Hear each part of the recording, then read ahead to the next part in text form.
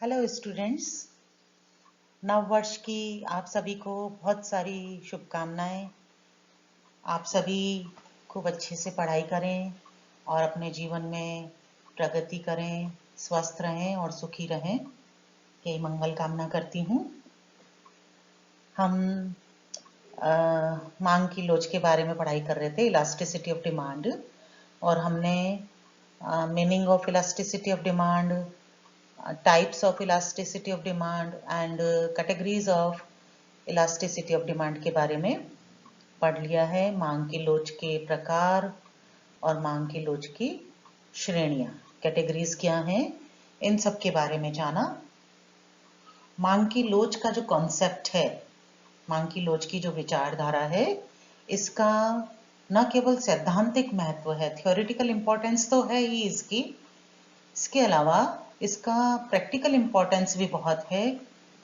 वितरण के क्षेत्र में, मूल्य निर्धारण के क्षेत्र में इसका बहुत अधिक इम्पोर्टेंस है। तो ऐसी स्थिति में जो विभिन्न अर्थशास्त्री हैं, उन्होंने इस इलास्टिसिटी ऑफ डिमांड का मापन कैसे किया जाए, कि किस तरह से नापा जाए कि कीमत में एक निश्चित परिवर्तन होने पर मांग में कितना निश्चित परिवर्तन होगा, इसका मेजरमेंट करने के लिए विभिन्न अर्थशास्त्रियों ने अपनी अपनी मेथड्स डेवलप किए। जैसे professor flux and professor Boulding हैं, उन्होंने परसेंटेज मेथड बताया।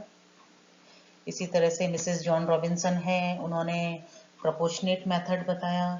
प्रोफेसर मार्शल ने कुल व्यय विधि, टोटल आउटले मेथड को बताया। इसी प्रकार से इसके ज्योमेट्रिक मेथड्स भी हैं, जिनके आधार पर हम मांग की लोच को मेजरमेंट करते हैं, उसका मापन करते हैं। इसकी विभिन्न विधियां इस प्रकार से हैं। Methods of measuring the elasticity of demand, मांग की लोच को मापने की विधियां। फर्स्ट इज प्रोफेसर फ्लक्स की percentage method, a very simple method according to him. Elasticity of demand, मांग की लोच का अभिप्राय है कैसे मेजरमेंट किया जाता है कि मांग में प्रतिशत परिवर्तन इज डिवाइडेड बाय कीमत में प्रतिशत परिवर्तन। A percentage change in demand for the commodity and a percentage change in the price of that commodity. उस वस्तु की कीमत में परिवर्तन की तुलना में उस वस्तु की मांग में जितना प्रतिशत परिवर्तन होता है, उसके आधार पर प्रोफेसर फ्लक्स ने मांग की लोच के मापन का बताया और बताया कि यदि मांग में प्रतिशत परिवर्तन कीमत में प्रतिशत परिवर्तन की तुलना में अधिक है तो मांग लोचदार कहलाएगी, अत्यधिक लोचदार कहलाएगी। यदि दोनों में प्रतिशत परिवर्तन बराबर हो रहा है, कीमत में भी 10% परिवर्तन हुआ और मांग में भी 10% परिवर्तन हो रहा है, तो हम कहेंगे कि मांग की लोच इकाई के बराबर है। और यदि कीमत में 10% परिवर्तन हो रहा है और मांग में केवल 5% परिवर्तन हुआ है, तो हम ये कहेंगे कि मांग की लोच इकाई से कम है। इस आधार पर प्रोफेसर फ्लक्स ने मांग की लोच के मापन की विधि को बताया है, जो कि एक बहुत ही सरल तरीका है। सेकंड मेथड है प्रोफेसर मार्शल के द्वारा टोटल आउटले मेथड, कुल व्यय विधि। इसके अकॉर्डिंग प्रोफेसर मार्शल ने कहा कि कीमत में, किसी वस्तु की कीमत में परिवर्तन होने से पूर्व की जो कीमत है, उस वस्तु पर हम जितना कुल व्यय कर रहे हैं, जैसे एक्स कमोडिटी है, उसका प्राइस जब 10 रुपीज पर यूनिट था, तब हम उस वस्तु की जितनी इकाइयां क्रय कर रहे थे, जितना उस पर कुल व्यय कर रहे थे, उस वस्तु की, एक्स वस्तु की कीमत में परिवर्तन होने पर या तो वो इंक्रीज होगी या वो डिक्रीज होगी, या तो 10 रुपए से ज्यादा बढ़कर इंक्रीज हो जाएगी या 10 रुपए से कम कीमत हो जाएगी। उस स्थिति में उस एक्स वस्तु पर हम कुल कितना व्यय करते हैं, व्यय में वृद्धि हो रही है, कमी हो रही है या उसके बराबर रह रहा है, इस आधार पर प्रोफेसर मार्शल ने मांग की लोच का मापन किया है। और उन्होंने कहा कि जब वस्तु की कीमत और उस पर होने वाले व्यय में विपरीत दिशा में परिवर्तन हो। अर्थात यदि कीमत बढ़ रही है और उस वस्तु पर हम टोटल जितना एक्सपेंडिचर कर रहे थे उसमें कमी हो जाए, कीमत में वृद्धि और टोटल एक्सपेंडिचर में कमी हो जाए, या अगर कीमत कम हो रही है तो उसके कारण जो टोटल एक्सपेंडिचर उस वस्तु पर किया जा रहा था उसमें वृद्धि हो जाए, तो हम ये कहेंगे कि मांग की लोच इकाई से अधिक है। जब वस्तु की कीमत में परिवर्तन होने पर total expenditure as it is रहे, यथावत रहे, उसमें कोई परिवर्तन ना हो, तो हम ये कहेंगे कि मांग की लोच इकाई के बराबर है। और जब वस्तु की कीमत और उस पर होने वाले टोटल एक्सपेंडिचर दोनों एक ही दिशा में परिवर्तित हों, यानी कीमत कम हो रही है तो टोटल एक्सपेंडिचर भी कम हो गया, कीमत बढ़ रही है तो टोटल एक्सपेंडिचर भी बढ़ गया, तो हम ये कहेंगे कि मांग की लोच इकाई से कम है। तो प्रोफेसर मार्शल ने टोटल आउटले मेथड के आधार पर मांग की लोच का मेजरमेंट करने के तरीके को बताया है। थर्ड मेथड है मांग की बिंदु लोच विधि, जिसे हम ज्योमेट्रिकल मेथड भी कहते हैं। मांग की बिंदु लोच विधि के अनुसार मांग की लोच का मापन कब किया जाता है? जबकि कीमत में बहुत सूक्ष्म परिवर्तन हो, उस वस्तु की कीमत में बहुत सूक्ष्म परिवर्तन हो और उसके कारण उस वस्तु की मांग में भी बहुत सूक्ष्म परिवर्तन हो, माइनर चेंजेस हों प्राइस में भी and demand for the commodity, दोनों में ही बहुत माइनर चेंजेस हों। उस स्थिति में मांग वक्र पर किसी बिंदु पर मांग की लोच का मापन करने के लिए मांग की बिंदु लोच विधि के अनुसार मांग की लोच का मापन किया जाता है। और उसका जो फॉर्मूला है वो इस प्रकार से है, मांग रेखा का बिंदु से निचला पार्ट, यानी जो मांग का हम मांग वक्र बनाते हैं बाएं से दाएं नीचे की तरफ को गिरते हुए, उस पर मांग रेखा का बिंदु से निचला भाग इज डिवाइडेड बाय मांग रेखा का बिंदु से ऊपरी भाग। मांग रेखा का जो बिंदु से निचला भाग है वो कीमत में मांग में परिवर्तन को व्यक्त करता है, एंड मांग रेखा का बिंदु से जो ऊपरी भाग है वो कीमत में परिवर्तन को व्यक्त करता है। इट मीन्स अपर सेक्शन और अपर सेक्टर और upper segment on the demand curve is indicates changes in the price of the commodity, okay, and lower segment on the demand curve from the point of any point of demand curve is represents changes in the demand for the commodity, okay। तो निचला भाग जो है lower section है, lower segment जो है demand curve का, वो मांग में परिवर्तन को व्यक्त करता है, और जो अपर सेगमेंट है डिमांड कर्व का वो कीमत में परिवर्तन को व्यक्त करता है।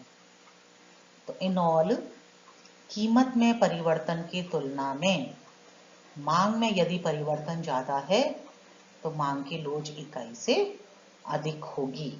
फॉर एग्जाम्पल, यदि मांग रेखा का बिंदु से निचला भाग इज ग्रेटर देन मांग रेखा का बिंदु से ऊपरी भाग, means lower segment of demand curve is greater than upper segment on demand curve, it means elasticity of demand is greater than 1.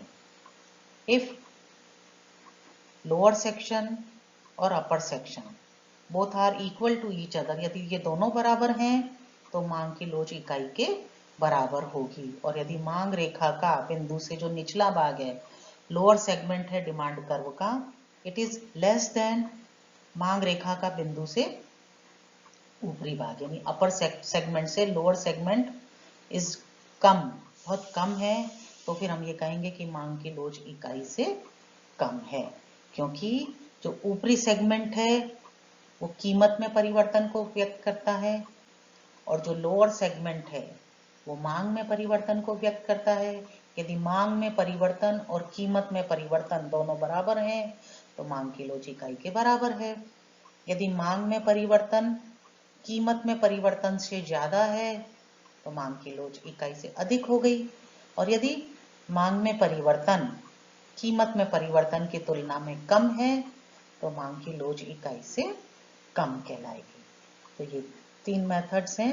First is professor Flux का percentage method, second professor Marshall का total outlay method, कुल व्यय विधि के उस वस्तु पर कीमत में परिवर्तन होने के बाद उस वस्तु पर जितना हम टोटल खर्च कर रहे हैं उसमें किस तरह से परिवर्तन होता है, उस आधार पर उन्होंने मांग की लोच को मेजरमेंट किया। तीसरा मेथड है ज्योमेट्रिकल मेथड, जिसे मांग की बिंदु लोच विधि भी कहते हैं। उसके अकॉर्डिंग यदि किसी वस्तु की कीमत में बहुत सूक्ष्म परिवर्तन होता है, माइनर चेंजेस हों, तो at a particular point on the demand curve, जब हमें मांग के लोच का मेजरमेंट करना हो तो हम इस ज्योमेट्रिकल मेथड के अनुसार मांग की लोच का मेजरमेंट करते हैं, और उसका फॉर्मूला इस प्रकार से है, lower segment on demand curve is divided by the upper segment on the demand curve, और फिर इस प्रकार से इसकी मांग की लोच का मेजरमेंट किया जाता है। नेक्स्ट है मांग की चाप लोच विधि, जिसे अर्क इलास्टिसिटी ऑफ डिमांड मेथड कहते हैं। जब किसी वस्तु की कीमत में सब्सटेंशियल चेंज हो जाए, कीमत में बहुत अधिक परिवर्तन हो जाए, यानी कीमत जस्ट हाफ रह जाए, आधी रह जाए, या कीमत इंक्रीज होकर वस्तु की कीमत में वृद्धि होकर जस्ट डबल हो जाए, तो ये एक सब्सटेंशियल चेंज हो गया वस्तु की कीमत में। उस स्थिति में यदि हम जो इसका ट्रेडिशनल फॉर्मूला है मांग की लोच का मेजरमेंट का, that is delta Q is divided by delta P multiplied by P upon Q, ये जो हमारा फॉर्मूला है, बेसिक फॉर्मूला है मांग की लोच के मेजरमेंट का। यदि हम कीमत में परिवर्तन से पूर्व की कीमत को लेते हैं और जो कीमत में परिवर्तन हुआ है उसके बाद की कीमत को अगर हम लेते हैं, तो तब अब यदि हम मांग की लोच का मेजरमेंट करें, फॉर एग्जाम्पल ए और बी 2 पॉइंट हैं, right.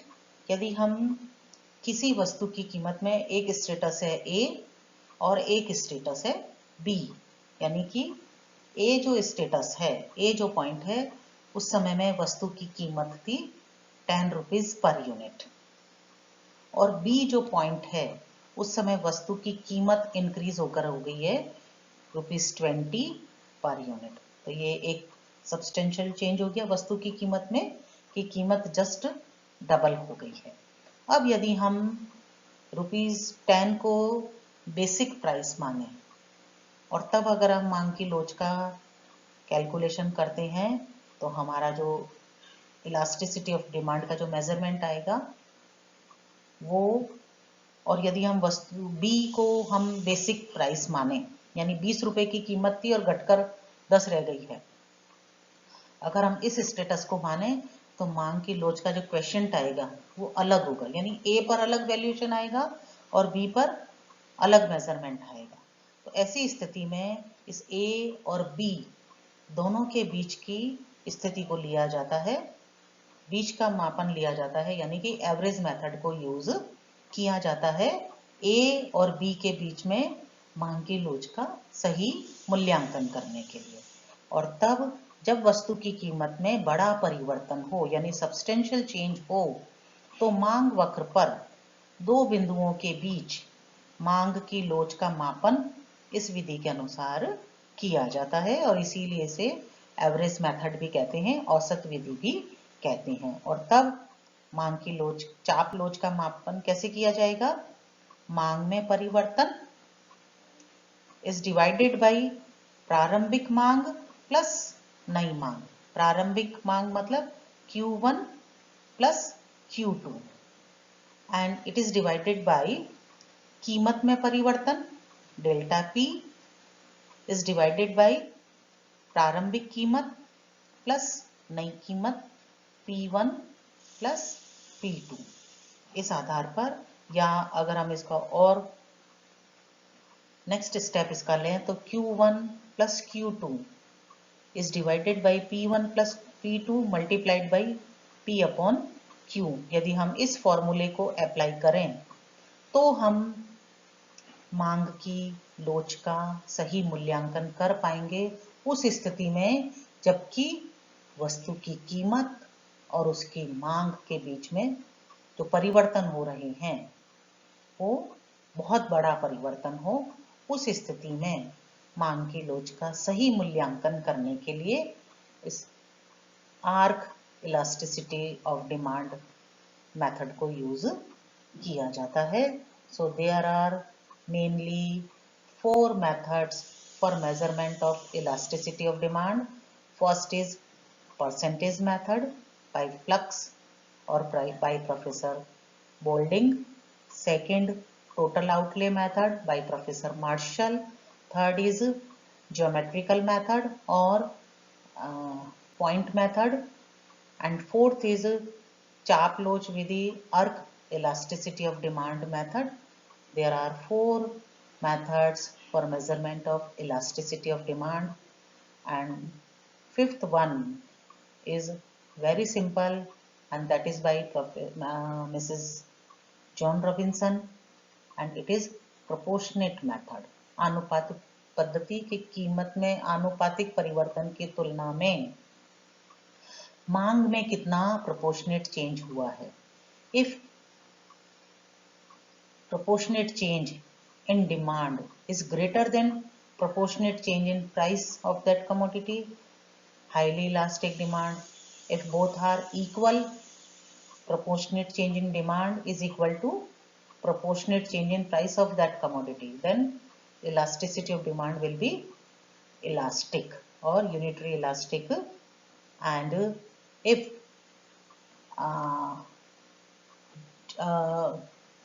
proportionate change in demand is less than proportionate change in price of that commodity, then elasticity of demand will be inelastic or less elastic. So mainly there are 4 methods, and fifth one is a proportionate method that is introduced by Professor Mrs. John Robinson. Thank you.